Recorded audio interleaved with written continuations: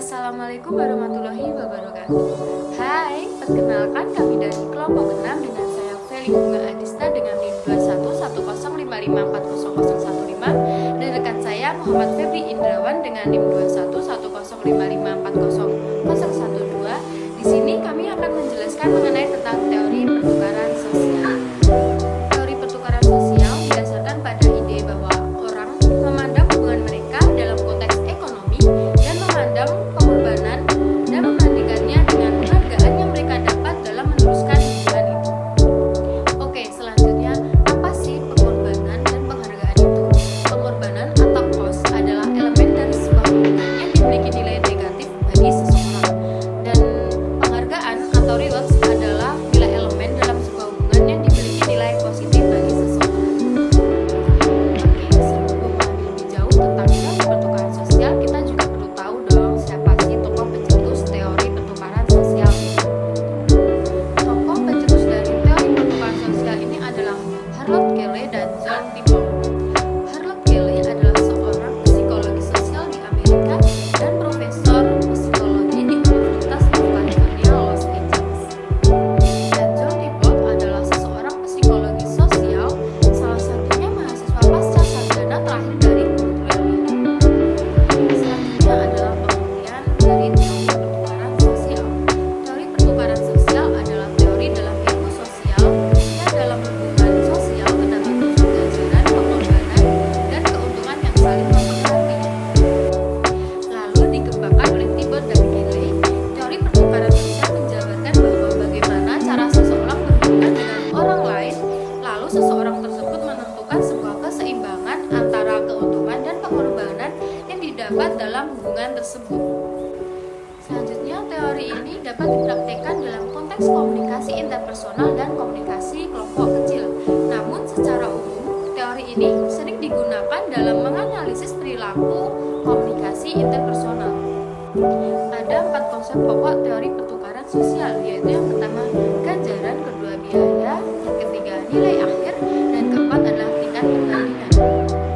Yang selanjutnya yaitu asumsi teori pertukaran sosial.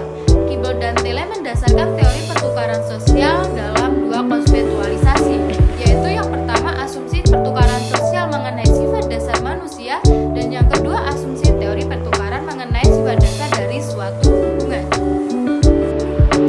Oke, penjelasan berikutnya mengenai evaluasi sebuah hubungan oleh Tibbott dan Cayley akan dijelaskan oleh partner saya, Muhammad Febri Indrawan. Yang selanjutnya ada evaluasi sebuah hubungan oleh Tibbott dan Cayley.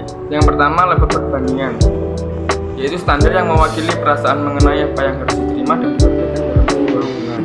Yang kedua, level perbandingan untuk alternatif, didasari pada individu yang lebih memilih meninggalkan hubungan yang memuaskan dan tetap tinggal pada hubungan yang kurang memuaskan. Berikutnya ada matriks pertukaran sosial. Yang pertama, matriks terkondisi, yaitu presentasi pilihan-pilihan perilaku dan hasil akhir yang ditentukan oleh kombinasi faktor eksternal dan internal. Yang kedua, matriks efektif, yaitu presentasi perluasan perilaku alternatif atau hasil akhir yang akan menentukan pilihan, perilaku, dan pertukaran sosial. Yang ketiga, matriks disposisional, yaitu presentasi pendapat 2 orang atau lebih tentang bagaimana mereka harus saling bertukar penghargaan. Berikutnya, kelebihan dan kekurangan. Kelebihannya akan menimbulkan suatu keadilan dalam masyarakat. Jika teori ini diterapkan, tidak akan ada yang merasa keberatan karena teori ini membahas tentang bagaimana suatu hubungan sosial masyarakat bisa menyeimbangkan antara pengorbanan dan keuntungan yang didapatkan dari pihak lain.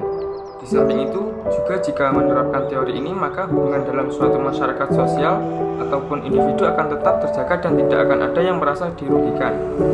Untuk kekurangannya yaitu apabila seseorang menerapkan teori ini saat seseorang tersebut memberi atau melakukan sesuatu kepada orang lain, maka penerima tersebut akan merasa risih menerima atau jasa yang telah dilakukan untuknya karena merasa apa yang telah dilakukan atau diterima akan harus dibalas dengan yang demikian pula. Sedangkan belum tentu si penerima mampu membalas apa yang telah dilakukan pemberi kepadanya. Di samping itu, juga teori ini bisa saja membuat kita menjadi orang yang tidak ikhlas dalam melakukan sesuatu untuk seseorang karena terbiasa mengharapkan balasan atas apa yang telah dilakukan terhadap orang lain. Contoh kasus teori pertukaran sosial.